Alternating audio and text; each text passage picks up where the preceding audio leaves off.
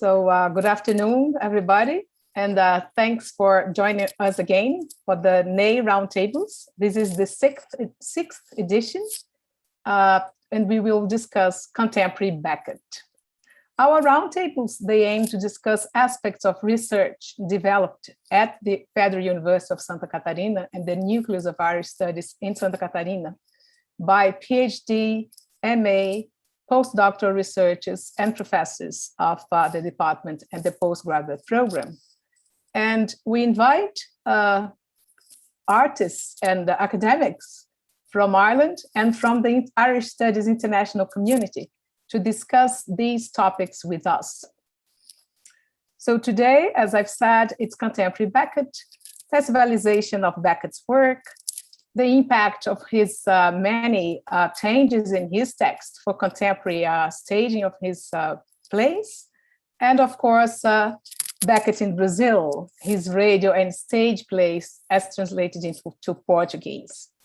We will introduce our guests shortly, but first, I would like to invite Consul General Owen Dennis to open this session and to point out to the fact that the consulate and the embassy have always been very supportive of our events in Santa Catarina and in Brazil in general. So thanks again, Owen, please. Many thanks, Beatrice, and thank you for inviting me once again to open one of your very engaging roundtables. It promises to be an extremely interesting discussion on contemporary Beckett. If I may, I would like to offer a warm welcome to our guests, Trish McTighe joining us from Belfast, James Little in Prague, and Larissa Cades Lagos in Ouro Preto. Thank you all for joining us, and as I said, I'm really looking forward to hearing and learning from you all on Samuel Beckett, who, along with Yeats and Joyce, a close friend of Beckett's, stands as one of the three Irish writers of the 20th century who have changed literature forever. Finally, a warm welcome also to those of you joining us from here in Brazil, in Ireland and beyond. It's wonderful to have you with us. As Beatrice says, and it really is a privilege to be here on behalf of the Irish Consulate and our Irish Embassy in Brasilia to acknowledge the extraordinary and innovative contribution of Núcleo de Estudos Irlandeses to the promotion of Irish studies here in Brazil. Beatrice and Alini, together with your team in Florianopolis, you are instrumental promoters and educators of Irish studies here in Brazil. And today's event is yet another demonstration of this. For this, the Consulate and the Embassy are most grateful. We value highly our close friendship and look forward to the continued success of our strong partnership in the weeks and months ahead. Indeed, I look forward to visiting Florianopolis in person this coming November. I should also mention at this point the contribution of Maria Helena Kopsic, Beatrice's aunt, from Universidade Federal Fluminense in Rio de Janeiro, who has been responsible for some important pioneering studies and translations of Beckett's work. As one of the leading dramatists and writers of the 20th century, Samuel Beckett has captivated so many of us in Ireland and across the world, including here in Brazil.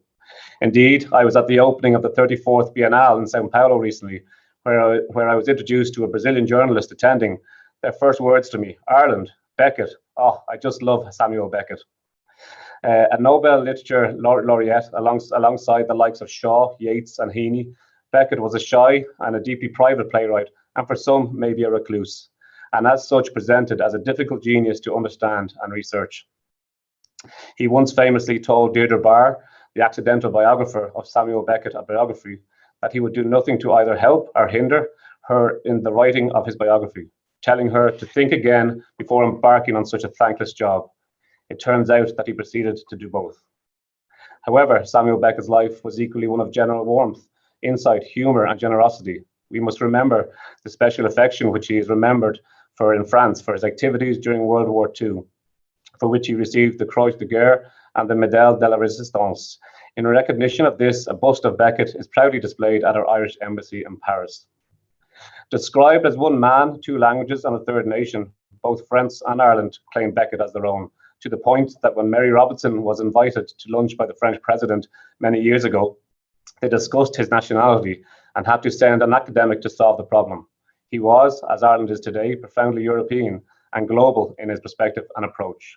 When asked once by a journalist if he was English, he replied in French, au contraire. However, what of Beckett and his work? The 1969 Nobel Prize for Literature citation praised him for a body of work that in new forms of fiction and the theatre has transmuted the destitution of modern man into his exaltation. By that stage, having spent much of his life in Paris, is in such circles as James Joyce, Beckett had evolved from the dramatist to the director with his unique and almost obsessive approach to stage directions. A minimalist, Beckett was focused more and more on the importance of detail through images and words, adapting his plays and prose for television, cinema, and even radio, thus introducing his work in a completely new way to a completely new audience of Beckett enthusiasts, or Becketteers as referred to in some cases. In 2001, former President of Ireland, Mary McAleese, speaking at the Beckett on Film project in Dublin Castle, commented on the challenge of introducing Beckett to a new audience, or a new to an old audience, as a formidable one. This was certainly the case, and even for Beckett himself. His work deals with existence and experience conveyed in many cases with bleakness and a gloominess, with tragic comedy, black comedy, and also a scent of the absurd present. It is this what has wowed audiences all across the world, including in the US, Brazil, Australia, Argentina, China, Israel, and Pakistan, with Beckett himself directing several productions of his own works in Germany, France, and England in the 60s and 70s. We are left with no doubt that the works of Beckett have and continue to make an incredible impact on both the national and the international stage. An important factor in this international acclaim is the translation and the process of adaptation, which allows us to share so much of our art forms and cultures across oceans and continents. The art of translation and adaptation is one thing, but the difficulty with this when producing works such as Beckett's masterpiece, Waiting for Godot, is altogether a different art, particularly given the addition of Beckett's detailed stage directions, which were essential elements. Beckett himself translated and adapted his own work, but unfortunately, while a master of this, he did not speak Portuguese, which ensured challenges ahead for Brazilian productions. However, this challenge was met head-on, with Brazil's performance history of Godot starting with the outstanding fact that Alfredo Mesquita's amateur production, enacted by students of the Escola de Arte Dramática in Sao Paulo, premiered at the beginning of July 1955, 1 month before the renowned London production directed by Peter Hall, which opened in August that year. More recently, this has become less of a challenge, as Anna Steig Camachi, Professor of Theatre and Drama Studies at the University in Curitiba, explains. Contemporary directors tend to reinterpret and devise new stage directions for Beckett's texts, according to their own perceptions and impressions, advocating fresh insights and ignoring the predetermined rules of the so-called authentic Godot. I wonder what Beckett would make of this. Maybe this is a question for today's discussion. With that in mind, and to use the final words from Beckett's most famous play, Waiting for Godot, Vladimir, well, shall we go? To which Esther replies, yes, let's go. And with that, let's just do that. Let's go back to Beatrice, Salini, and our esteemed guests and hear their valuable insights and perspectives on Samuel Beckett. Please enjoy the discussion. Thank you very much, Owen, for this most wonderful introduction, and particularly bringing former scholars of Beckett's work and practitioners in Brazil, like my own aunt, Maria Helena, and also Professor Ana Camachi, all of whom will be represented by Larissa Lagos this afternoon. I particularly enjoyed the anecdote at the Biennale the other day too. Very interesting. So thank you very much, Owen. And I'm glad this will stay online for other people to listen to and enjoy your introduction. But I will now invite my colleague, Aline Fernandes, who is the Vice Coordinator of the Postgraduate Program in English at UFSC, the Vice Coordinator, soon the Coordinator of the Núcleos of Irish Studies at UFSC, and the coordinator of the Group of Research in Irish Studies at CNPq, our AHRC in Brazil, to introduce and talk to our first speaker. So thank you, Aline. Thank you, Beatrice, and thanks to Owen as well for your kind works on the works of the Núcleo de Estudos Irlandeses at UFSC. Thank you very much.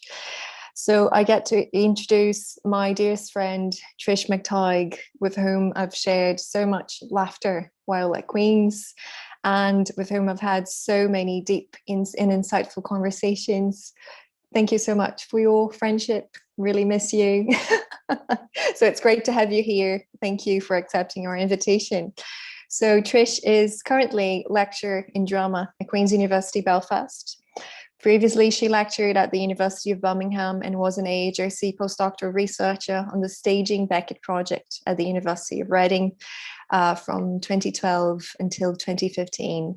Her book, The Haptic Aesthetic in Samuel Beckett Drama, was published with Palgrave in 2013, and she co-edited with David Tucker the double volume Staging Beckett in Ireland and Northern Ireland and Staging Beckett in Great Britain, published with Bloomsbury in 2016. She has published in the journals Modern Drama, Samuel Beckett Today, Aujourd'hui, and Irish University Review. She is Theatre Reviews editor for the Journal of Beckett Studies. So thank you very much for being with us, Trish. So my first question to you is, what are the cultural and artistic contexts in which you see Beckett's work appearing within the contemporary moment? Thank you so much, Aline, for that really warm introduction. I miss you too, and it's so lovely to be here, and so I really appreciate the invite to be involved in today's session, and thank you also to Beatrice as well. So thanks to both of you. I suppose it's really interesting when I hear to hear Owen talking about the kind of global nature of Beckett, and I suppose we kind of I'm thinking a lot about how to answer this question in terms of the institutions in which Beckett might be staged and so forth and understood, including academic institutions, but also the kind of global context in which we find the author. So at the moment there are some really fascinating, yes, we're seeing Beckett on the mainstream stage. That's happening. Up until the pandemic, we were definitely seeing Beckett on the mainstream stages, and innovative productions as well, that kind of that do provoke and shift the ground somewhat.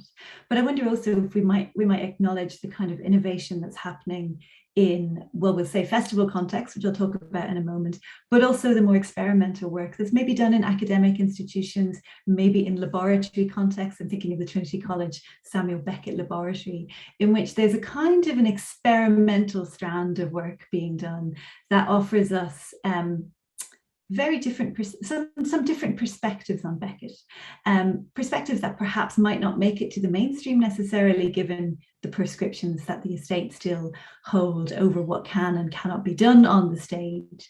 But there are some really exciting sort of, I'm going to say institutionally marginal, maybe not on the main stage, but really quite experimental and radical. And I want to acknowledge those, as well as acknowledging the kind of global context in which we have found and continue to find Beckett. And all of those cultures that find Beckett as a resource really fascinate me. So I'm kind of acknowledging that really, really broad sweep. My particular interest is in the place of Beckett in festivals, and that's one of the places that I see Beckett performed a great deal, and one of the places that I think Beckett can be performed, and Beckett is quite useful to festivals. In Ireland, we have a very strong tradition of festivals and festivalisation. I think Brazil probably has some similar traditions, and you know, these things, festivals, are something that we find in all cultures. In Ireland, the case is that festivals have tended to be locked into and connected into a history of tourism and the kind of construction of Irish identity. Festival cultures, as we know them in Ireland, kind of emerged in the 1950s, as they are in the kind of modern sense, emerged in the 1950s with things like the Dublin Theatre Festival, which began in 1959 and emerged out of An Tóstal, which was to put it loosely, a way of bringing in American tourist dollars to a very downtrodden Irish economy post-war. So Beckett's work kind of fits into both this slightly longer history of festivals, arts festivals and festivalisation in Ireland. But we've seen also two major festivals in which Beckett has been performed, one in the 90s, which is the Gate Theatre Festival, but one which is ongoing and what I think is a really fascinating commentary or space for commentary on Beckett's work in festivals, which is the Happy Days International Beckett Festival in Enniskillen. Enniskillen is a very small town in the kind of southwest corner of Northern Ireland, which is, as many gathered here will know, is the 6 counties which are partitioned off as part of the UK, and we're in the 100-year anniversary of that partitioning this year. This festival has, I think it signifies to me something about the way in which Beckett is understood within the contemporary. So I'll finish with that because I think that gives us lots to think about. Okay, so in speaking of festivals, if you can expand on that, what do festivals do for Beckett and what does Beckett offer festivals? I think festivals are a great way for work that is perhaps seen as experimental, seen as non-traditional, maybe doing stuff with non-traditional forms and so forth. I think festivals become a really useful place to build a new audience for that kind of work. People buy into festivals. They kind of they embrace the logic of festivals and frequently go and experiment with work maybe that they wouldn't otherwise see if it was scheduled or programmed alone. So I think it builds new audiences on the one hand. I think there's something also deeper going on with Beckettian temporalities when it comes to festivals.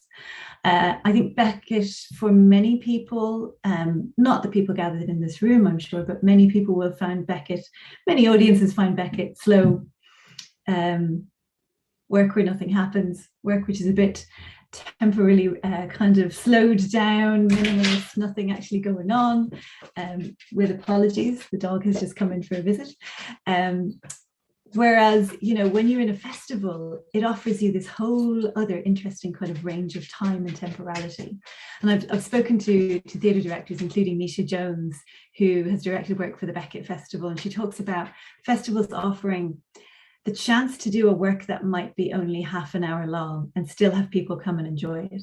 So we're not locked in at festivals to that 2-hour expectation, the kind of normative expectation that theatre, you have your dinner, you see a show, there's an interval, all of that stuff. Festivals allow for a different way of doing time in theatre, I think. And Beckett, of course, is doing time in very different ways. And pardon me. So festivals offer these whole different range of temporalities, and Beckett becomes a real gift to a festival in that regard. And also, how do you program those short works? Festivals are a great way to program Beckett's short later works. Thanks, Trish. And I love the presence of the dog in the room as well. Great performance. Curious incident of the dog on the Zoom, I know. Okay, so moving on to our third question here. In what ways does the festivalization of Beckett open up the work to new political, ethical, and ideological discourses and contexts? Thanks, Aline. I think there are two strands that I've looked at in my own research, and again I acknowledge that I'm looking particularly at the Irish context, but I think it's possible to have this conversation in a global context as well. And I think every time work is done in theatre or in festival context, it opens up that work, the artwork, to new ideological, ethical, all of those contexts and kind of demands. There are a couple of strands that I'll highlight, though, for Beckett in Ireland. One is to do with that question of Beckett as Irish, and Beckett's Irishness, his kind of dissident attitude to his own place of birth, makes Beckett, the Irish writer, a little bit complicated, and something that Beckett scholars have navigated with subtlety over the last 10 to 20 years. But the Beckett Festival that happened at the Gate was very much infused with a sense of what people talk about as reclamation. Beckett as kind of signifying Irishness, or being signified as Irishness in and through that festival.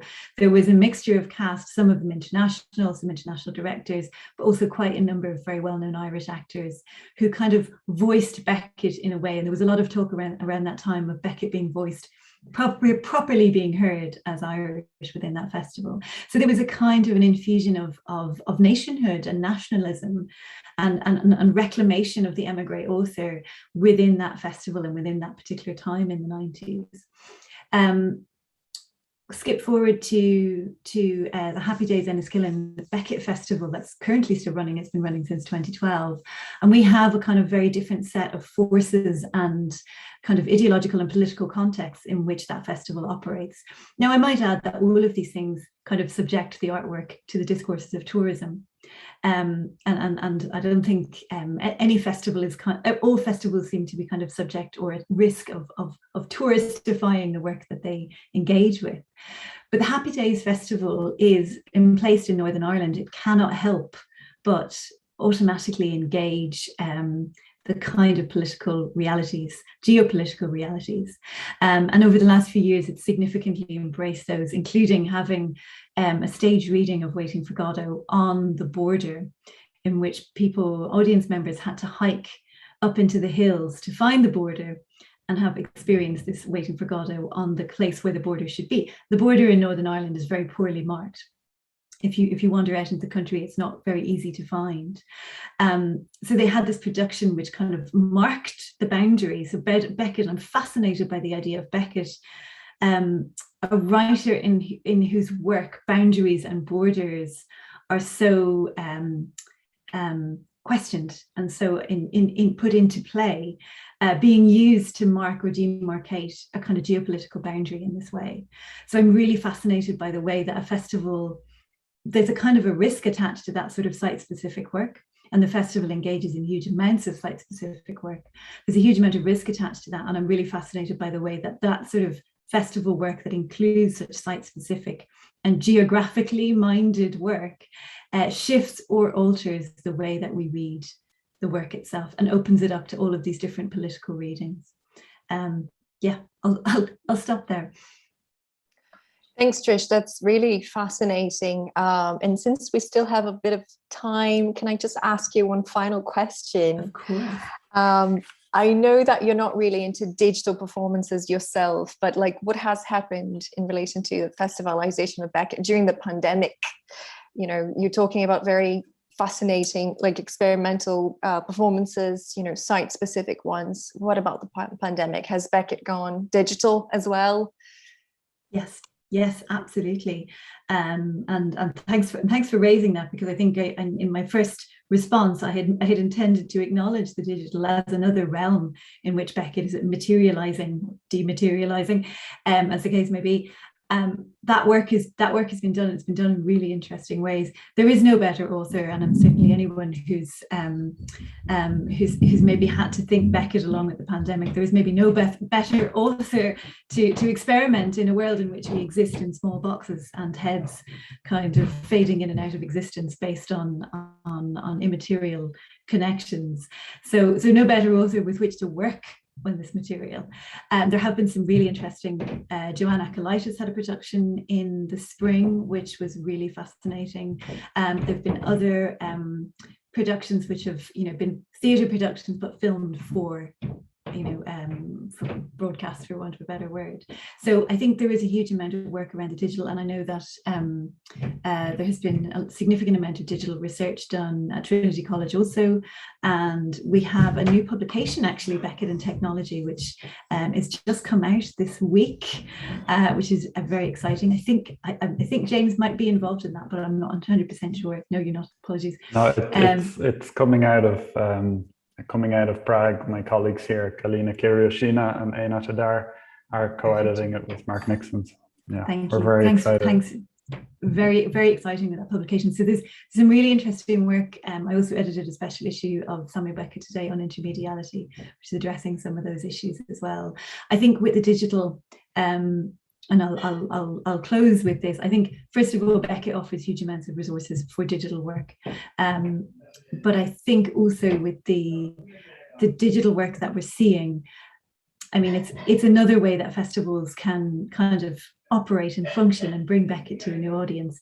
I don't think we're seeing the same, or we're able, of course, to see the same kind of gathering and putting together of humans in the same room and the same space. We've not found a way to replace that. So no, I don't know that festivals themselves have definitely suffered in that regard, because I think that's one of the fundamentals of festival work. But yes, Beckett will echo into the digital.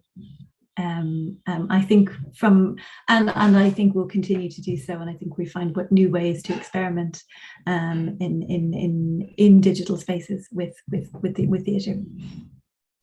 Fabulous. Thank you very much, Trish. And now I pass the word on to Beatrice. Thank you. Thanks, Trish and Aline. That was great to think of all the dimensions, political, technological, of Beckett's work. It was really illuminating.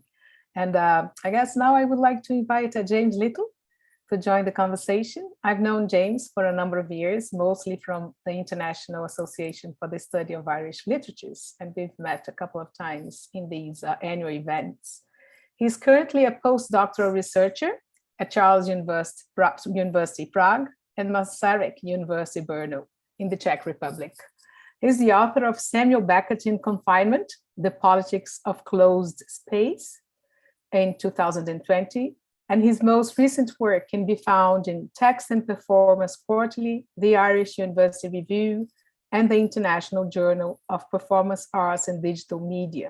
His monograph, The Making of Samuel Beckett's Not I, Pas Moi, That Time, Cette Fois, and Footfalls, Pas, is forthcoming this year with Bloomsbury and University Press in Antwerp.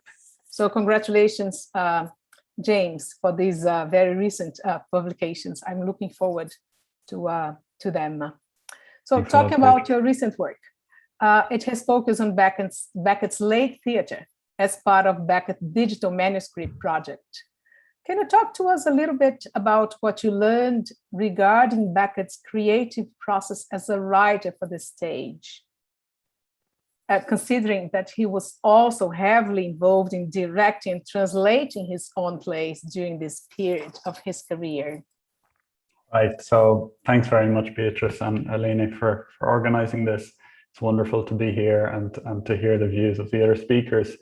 I suppose my recent work has focused on this period of Beckett's late theatre from, well, really the mid-60s to the mid-70s, when he's really becoming this global figure that Trish and Owen were talking about earlier. But as you mentioned, Beatrice, he's also heavily involved in the kind of nuts and bolts of putting these plays on the stage. So he directs his first play in the mid-60s. And he's also translating them, which is, I know, going to feed into our conversation with Larissa later. I suppose the main thing that underpins my most recent research on the genesis of Beckett's plays is this idea of the text as something that's not fixed or stable. This isn't something that any idea that I've brought to the table, but this is kind of an underlying part of the genetic methodology when we're working with Beckett's texts. But I think it's an interesting one to think about, particularly in the context of performance. And, you know, maybe later we can talk about that in terms of contemporary performance as well. Because from the very start, these texts are moving objects, they're evolving objects, and the choices as to what gets changed and how it gets changed are extremely important for Beckett. Let me just give you one example. So the play Footfalls, you know, famously changes its scope from a 7-step strip where one figure walks back and forth on the stage. And then when Beckett gets to performing it on stage, he decides, no, I'd rather extend that to a 9-step strip. He has, you know, dialogue in the early editions, which quite clearly indicate that the disembodied voice that we hear is just a figment of the pacing figure's imagination. But he cuts those lines in later editions, and again, this was around the time that he was staging the work. So we can see text and performance interacting in very interesting ways right from the start of these plays' lives, and I think that continues on into their afterlives as well. in terms of Beckett's translation process. Owen already mentioned his famously fastidious stage directions. We can actually see them getting more fastidious in translation as he translates footfalls from English into French.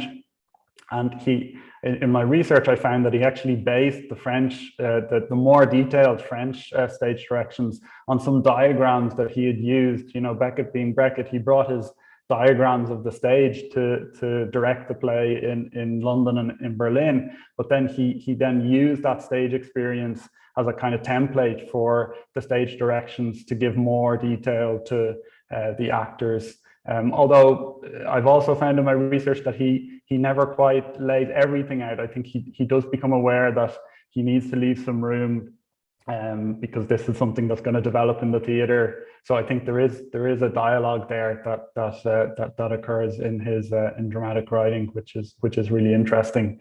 But I suppose the essential point is that without the performance process and also without the process of translation, we would have very different texts in our hands, in our classrooms, on our stages that we think of as Beckett. And you know, those changes don't stop, as we know, with his death in 1989. But they are certainly a key part, I think, of the our understanding of the text. Thanks, James. It's interesting while you were speaking that I was thinking that I have Maria Helena's translations of footfalls and come and go into Portuguese here. So I may one day be able to share them with you. And I myself, many years ago, acted in these short plays by Beckett. So I know too well the stage directions and the name, the numbers, the number of steps, and all that kind of thing. Yeah. But anyway, I was often thinking about the relationship of Beckett with his contemporaries in terms of translation. Since we're going to talk to Larissa specifically about translation, I'm interested to hear if Beckett's translation process might have been directly affected by his working relationships with other theatre practitioners, particularly in Aujourd'hui, That Time, and Footfalls. Right, and just before I answer that, it came to my mind when I was listening to your comment there that, you know, about performing the plays, that this was maybe the first time I found in my research having to pace up and down the room to figure out exactly what was going on in the text. But in terms of Beckett's contemporaries, I tend to think of them, and I talk about this in a bit more detail in my research, as agents in the creative process. So not just as a background context against which we see the work emerging, but actually as active practitioners.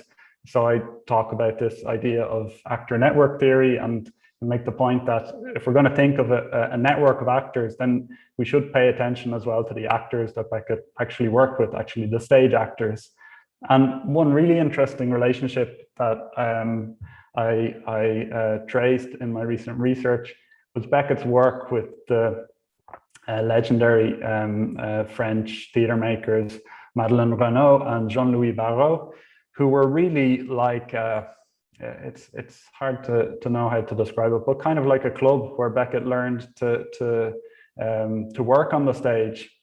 He spent a lot of time at their Odeon Theatre in Paris. He visited a lot of shows there. They had a lot of acquaintances in common in the theatre world. And when they set up a new small theatre, an experimental performance space, a funny little L-shaped stage in that theatre called the Petit Odeon, he even tried to write a play for them. So they turned to Beckett to inaugurate the stage, and he tried, and he failed to write that. He never finished it, but we do have the manuscripts, and they are quite fascinating. And then what's interesting, you know, Trish has also already touched on the kind of global and national and international political contexts, how they come to impinge upon the environment in which Beckett works.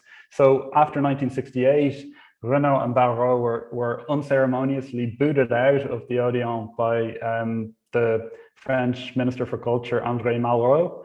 And they found themselves in quite a precarious situation. If you read their biographies and accounts of the time, There are stories of them having to, you know, sell up personal belongings to keep the show on the road.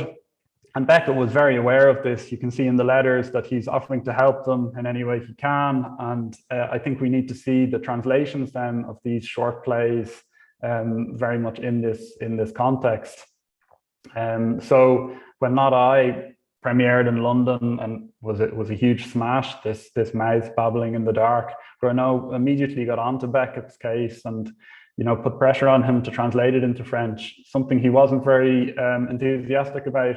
But you can, again, track through his letters the sense of obligation that he had for these, you know, fellow theatre practitioners whom he knew needed a show to get their new theatre up and running. At the same time, you know, struggling with the specific details of trying to get this, you know, amazing, you know, stream of words from English into French. And then when he came to translate Footfalls in 1977, he already had Renaud and Barreau in mind. So you can see them as kind of pushing agents behind the text.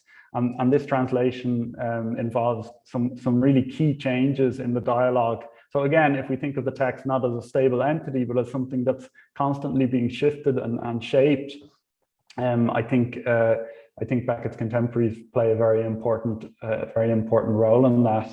And just to finish off that story, you know, Beckett fell out with the couple in the 1980s when he made a choice of having Delphine Seyrig play in Rockabye instead of Renaud. But they continued to perform his work. But I think this is the period where their actual involvement in the shaping of the text and what we can, you know, call their kind of agency, their work as agents in moving the text from English to French, that period kind of ended. But I think it's really worth thinking about these actors as agents in Beckett's network, rather than just some bit part players who stroll on to speak a few lines. Yeah, thank you, James.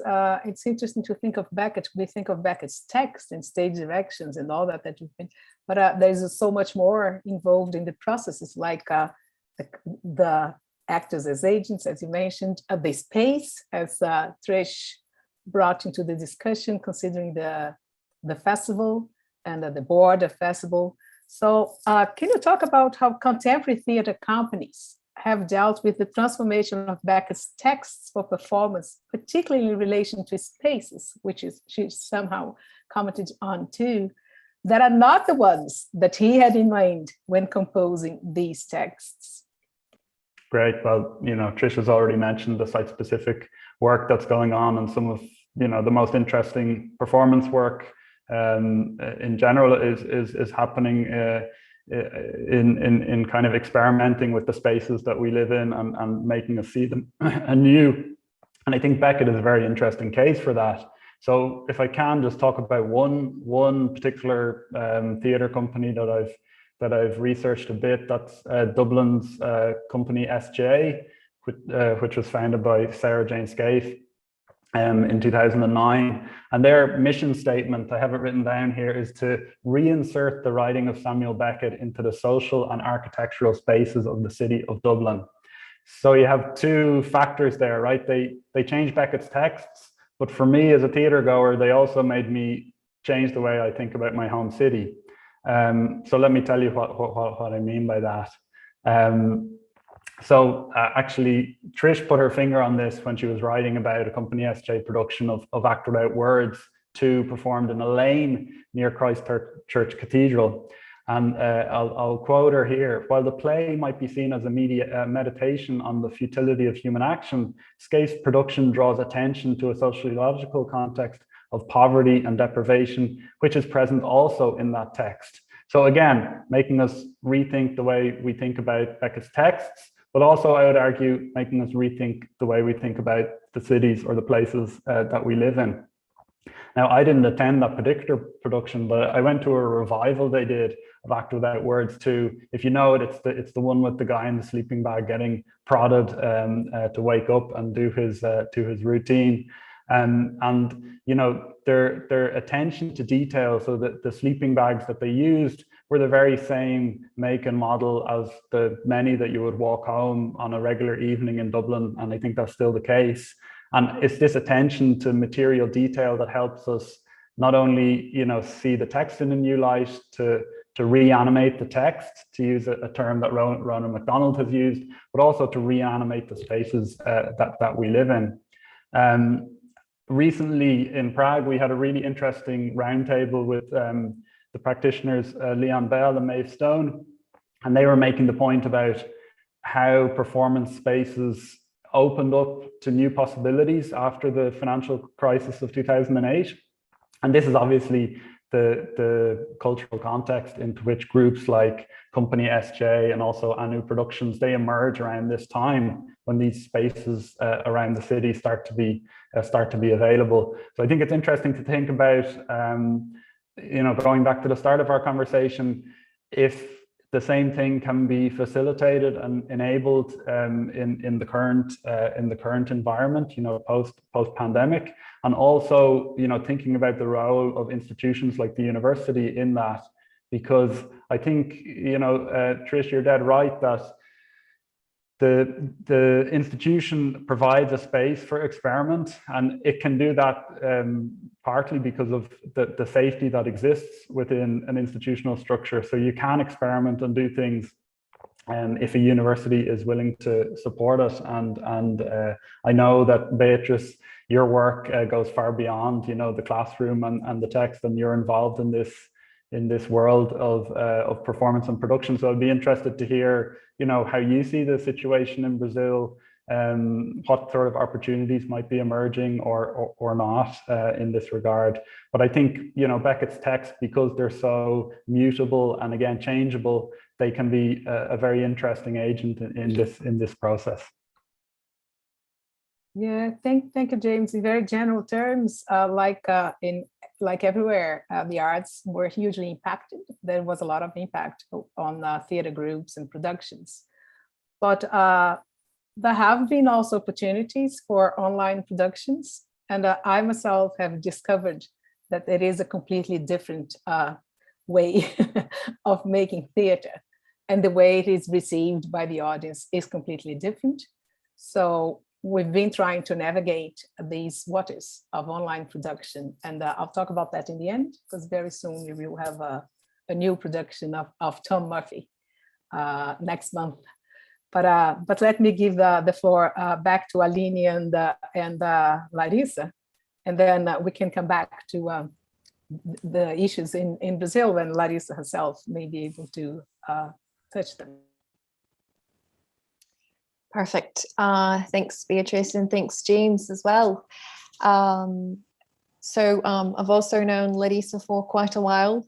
We actually met when I was actually chairing a roundtable in which Larissa was speaking as an MA student on theatre translation in Beckett. It was the first roundtable organized by our postgraduate program on translation, specifically on theatre translation. So that was very exciting. It was a very fruitful roundtable. So I'm very happy to introduce Larissa today and also to fire some questions at her. So Larissa is currently lecturer in English and Literatures in English at the Languages Department at the Federal University of Ouro Preto in Minas Gerais. For her doctoral thesis, she has translated and analyzed 3 radio plays written by Samuel Beckett: Embers, Words and Music, and Cascando. Her thesis also discusses the impact of radio and music and sounds in Beckett's artistic project, and explores the influence of James Joyce in the life and aesthetic work of Samuel Beckett. So Larissa, my first question to you is, could you comment on the translation of Beckett in Brazil today?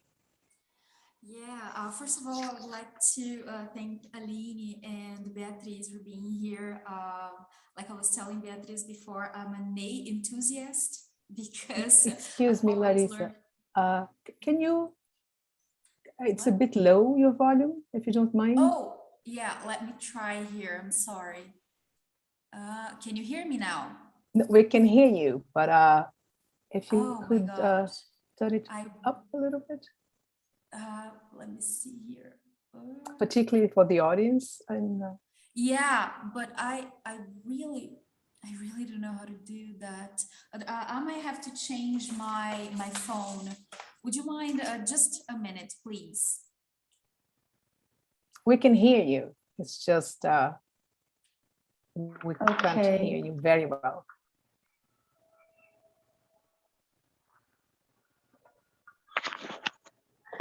Can you hear me now?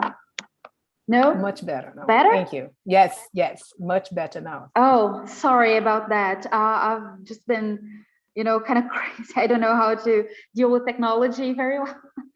So just a minute, because now I don't hear you very well. Just a minute, Beatriz. Okay, can you speak, please, so that I can see if I can understand you? Hello, we can hear you very well. Yes, I can hear perfectly. I'm so sorry about this problems. So, like I said, I am a NEI enthusiast person because I've somehow been following Beatriz and Maria Rita and Aline for some time now. And I'm very happy to be here and to listen to Trish and James talk about Beckett is very, very nice. So I would like to make some comments about Beckett's translation in Brazil. There are some amazing group studies and group translations of Samuel Beckett, like Beatriz said before. Maria Helena Kopschwitz translated and had very sensitive translations of and helped somehow with the acknowledgement of Beckett in Brazil, along with, of course, a lot of other universities like NEI, UFSC, and of course USP. There's a great study group, Samuel Beckett study group at USP with some of Beckett's translators in Brazil. So it is a very, very good place to discuss. And I remember while I was translating the plays, which were not very easy, we could discuss, I could discuss among them, and it was an amazing experience with Fábio de Souza Andrade, Ana Helena, and those, there are, of course, some students, some MA students, some PA students who are translating Beckett's poetry, Beckett's letters, Beckett's everything we can think of Beckett is. So I think the academic field of translation, of Beckett translation in Brazil it's a great place to be, and it is very fruitful. I think I can always meet new people who are studying Beckett and translating Beckett, and with that, I would actually like to talk a little bit about my take on the translation, on Samuel Beckett's translation, and the whole idea of my thesis was understanding the translator as an arranger, like a music arranger, because somehow I studied this his radio plays, and I studied through the through the music, or somehow the language as music, and somehow this this translator is someone who has a particular take on a play,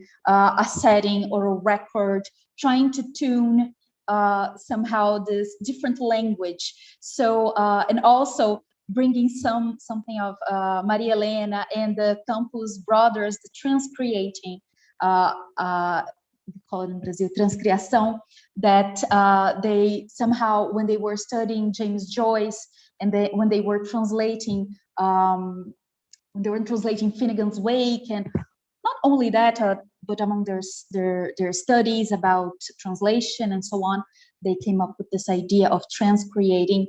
And at the same time, there is this view, for example, Barbara Gordon's view, that translation it's like mediated, a re-enunciation of a translation is situated in a particular socio-political milieu. So every time we translate and when we retranslate and when we stage, when we perform Beckett, and I'm going to talk a little bit about that later on, I hope,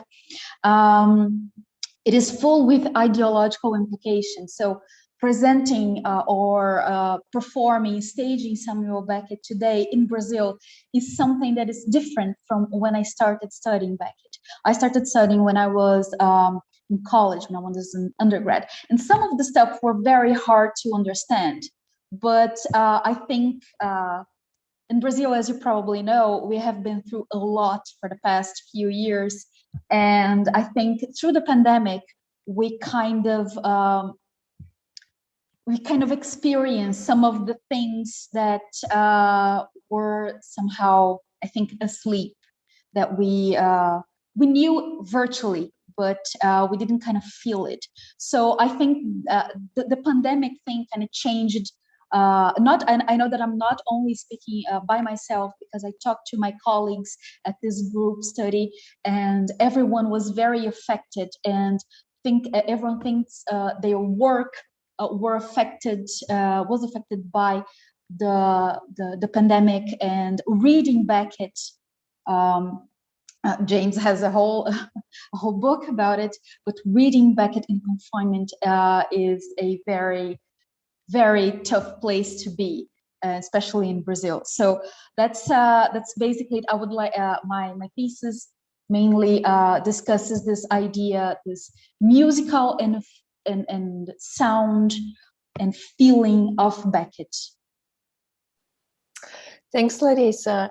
Since you've mentioned some of the challenges of translating Beckett, could you comment on how can a translator handle the ambiguity of emotions in Beckett's audio records?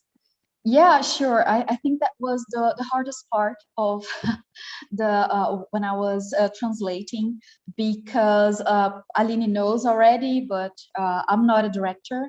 Although I have intentions to study staging and directing, it's not something that I do.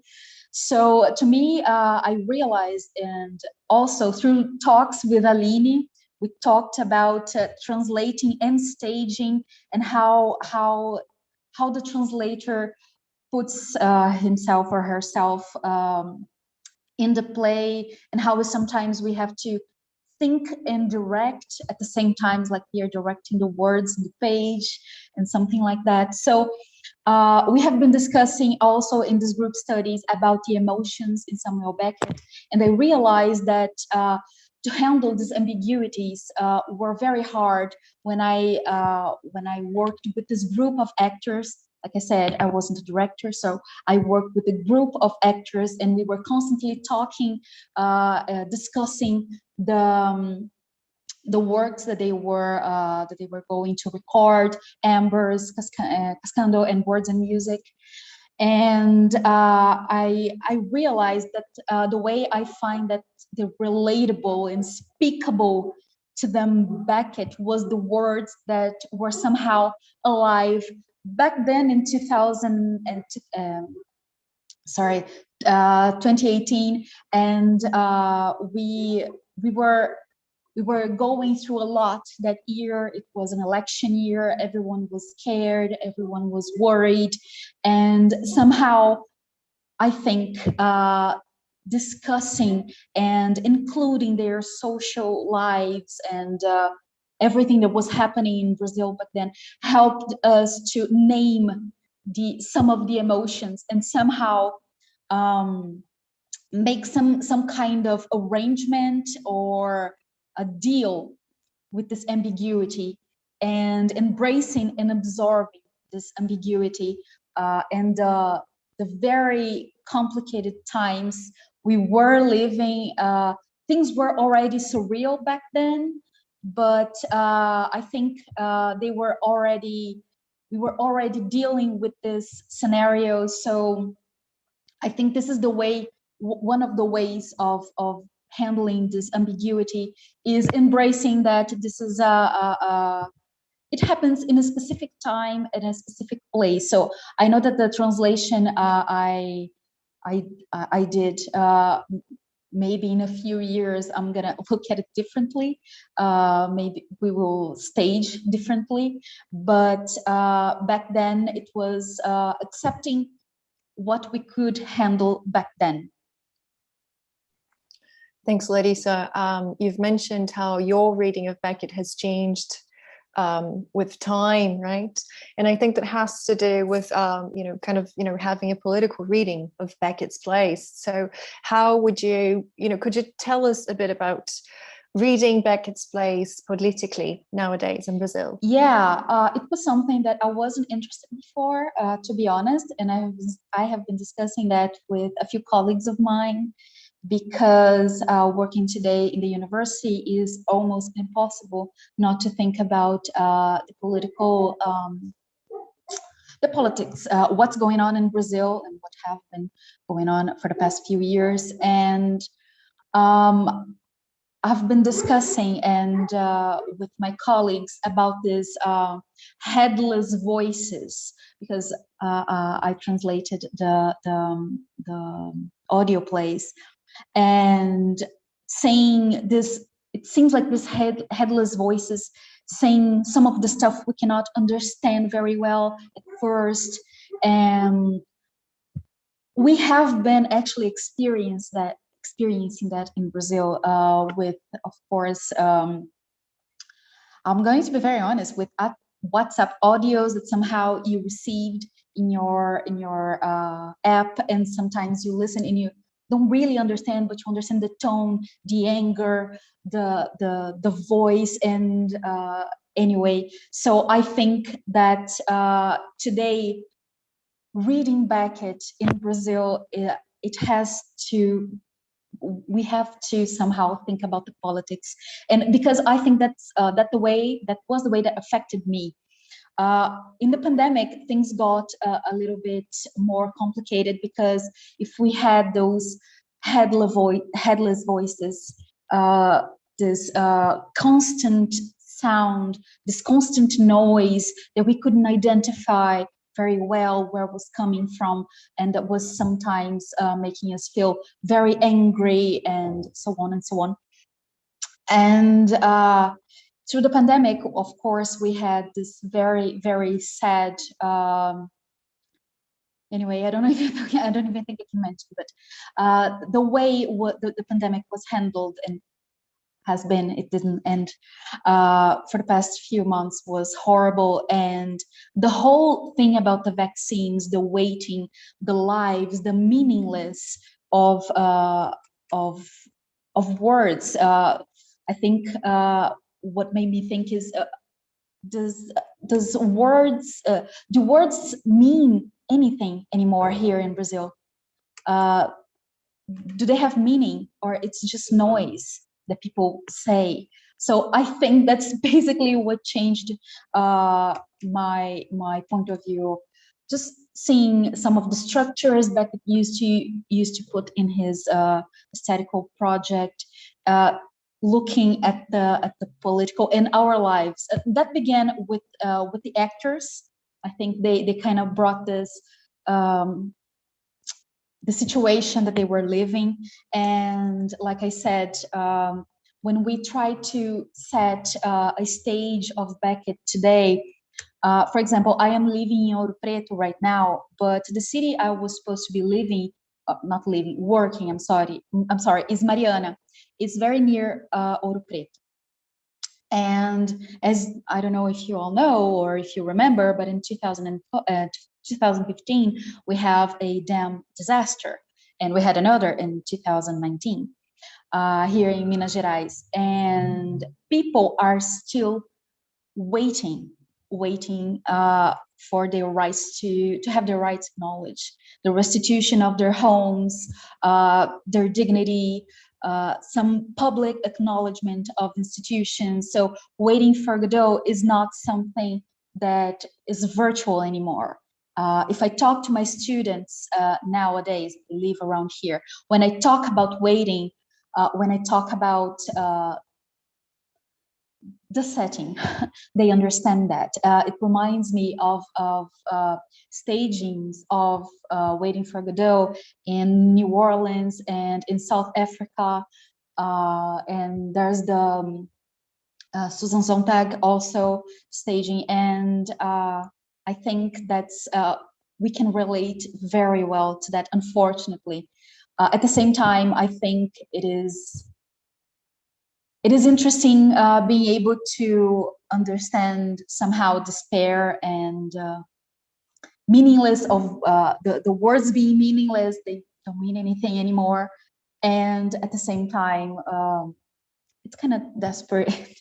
But anyway, I'm sorry. I ended up being kind of sad and negative, but living here haven't been easy for the past few years. So I think my study of Beckett and what I know from people who are translating and studying Beckett, we are always having this atmosphere around us that kind of brings this those ideas. So I think that's basically what I have to say about the politics. I think nowadays it's kind of impossible not to read Beckett politically in Brazil. Thank you very much, Larissa. I think it makes perfect sense to think about the mudslides and floods that happened in Mariana and how relatable Waiting for Godot is for people living in that region and, you know, having experienced such a terrible experience like that. So I think it makes perfect sense. Thank you very much. It's very touching. Thank you. Now I pass the floor on to Beatrice back again. Thanks. Thank you very much. Thanks, Larissa and Trish and James. I suppose we are reaching the end of our event. It's a pity not to have questions, but people can email questions if they want to me or the program or Aline. And wonderful to see this constellation of global academics and practitioners discussing how Beckett's work operates today in so many different sites and spaces and languages. And before we finish, I would like to invite everybody for our next roundtable, which will be slightly different. It's a roundtable on the theater of Tom Murphy to celebrate the work being done with his work in Brazil by Cia Ludens and Domingos Nunes. 4 plays published and one play staged 10 years ago now, and soon hopefully to be staged online. And it's on the 27th at 2 p.m. Brazil and 6 p.m. Ireland, with some of the most significant commentators of his work, Fintan O'Toole, Gary Hines herself, Alan Gilson and Nicholas Green. And we thank again the Consulate and the Embassy and the Department of Foreign Affairs for supporting us in this Tom Murphy event. So Owen, if you would like to close the event, and from my part I can't thank all of you enough. Thank you, Beatrice, and thank you. I think I said at the outset it will be an engaging and very interesting and a conversation and discussion that I would learn from. I think that's exactly what it has been, and I think with a real sense of the now, with Larissa's comments in the last few minutes, but also just a sense of how COVID in general, and thankfully we're coming to better times with COVID in mind, but with Trish and her very well spoken words about the festivalization of Beckett and how that is happening across the world, and how we're all having to adapt into a digital world. And we mentioned earlier about that blended space and how Beckett and those fans of Beckett will actually manage to bring that forward in a way that is as powerful as it has been through the last number of decades. And also to James, I thought, as I mentioned in the sidelines, a very patient person would be acting on stage in terms of Beckett and the stage directions and the very detailed element and importance of that when considering Beckett, and considering Beckett across countries and across continents and cultures. I think it's incredible how it has been translated and brought and brought to so many, I guess. But just to say thanks to Beatrice and to everybody for today. As Beatrice mentioned, we're looking forward to more of the great work of Beatrice, Elani, and the NEI, plus Sia Ludens, who are also partnering with ourselves with Tom Murphy's work in mind come October, late October, November. And hopefully there will be a small in-person event, which also signals the start of an opening of bringing people back together. And I think, as Trish said, in terms of the festival scene and how that will be brought forward, I've read with interest quite a bit over the last couple of days about how that is opening up a little bit in Ireland, but it remains to be seen how much it will actually catch on in the short term. Definitely in the long term, it will come back in earnest. But just to say thank you all, thank you, Beatrice, again. I'm looking forward to talking to you all again at some stage. Now I know where to go for those experts on Samuel Beckett. I will absolutely be calling on you in the future, and look forward to that. And if so, in person here in Sao Paulo, in Brazil, in the months and years to come. So thank you so much. Thank you, Beatrice. Bye, everybody, and hope to see you soon, digitally and in person. Bye-bye. Thank you. Bye. Thank you. Goodbye. Thank you.